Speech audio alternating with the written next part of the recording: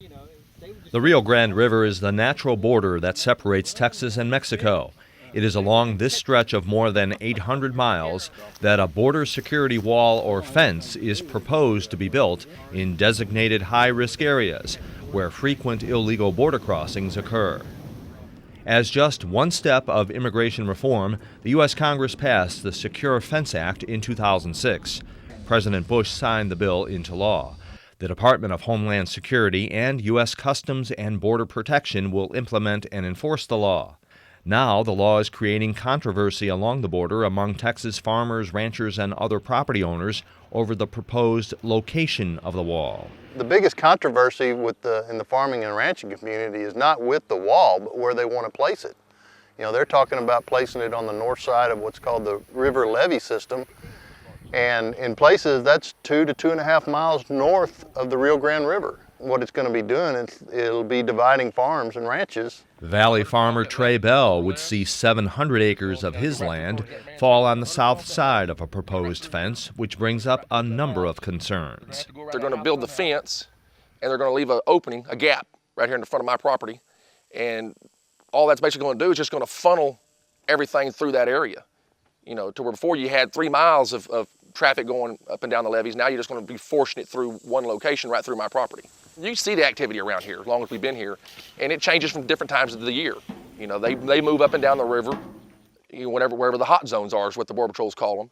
And then we have a lot of theft of diesel fuel and engine parts and stuff like that. There is also the question of access to farmland. Farmers are accustomed to moving their equipment to any field at any time. But a future border wall cutting through property would necessitate further driving distances, increasing the cost of fuel and the time spent traveling. At several border crossings, such as this one in Laredo, security is tight as hundreds of thousands of people enter the United States from Mexico.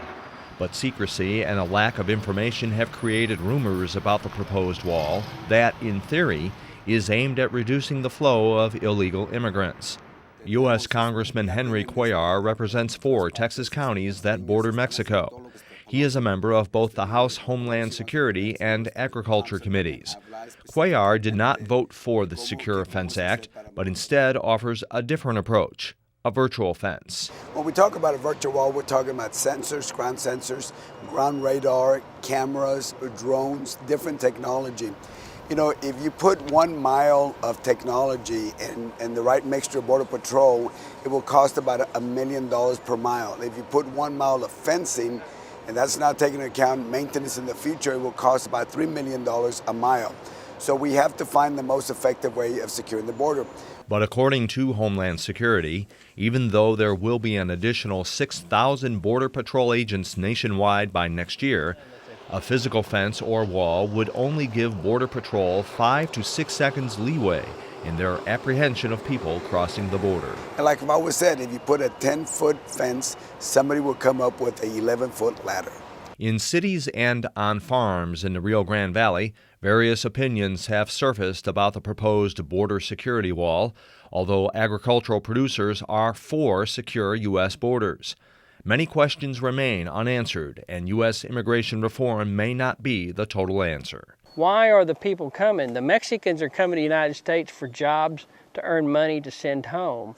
But that says something for Mexico. Mexico's not taking care of their own people, because if they had jobs and at home, they surely wouldn't want to have a long trek all the way up and a dangerous crossing of the river and walking through deserts and everything to get here just to earn some money.